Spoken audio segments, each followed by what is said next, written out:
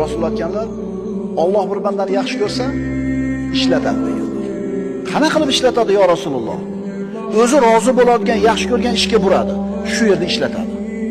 Endi Alloh taolo bir bandani yomon ko'rsa ham ishlatadi. Qana qilib ishlatadi? O'zi yoqtirmagan tomonga burib qo'yadi. Birodar, mayda narsalar seni sindirib olmasin. Himmatni balandroq qil. Oliy himmat. Agar Robbing seni dinni xizmatiga burgan bo'lsa, xalqingni, vataningni, ummatingni xizmatiga safarbar qilgan bo'lsa, xursand bo'l.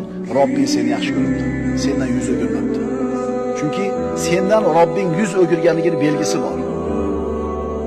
Hasan Basri aytadi, Alloh bir bandadan yuz o'girganining alomati uni befoyda narsalar bilan ovora qilib qo'yishidir. Befoyda narsa bilan kallasini band qilib qo'yadi. Demak, shu bandadan Alloh taolo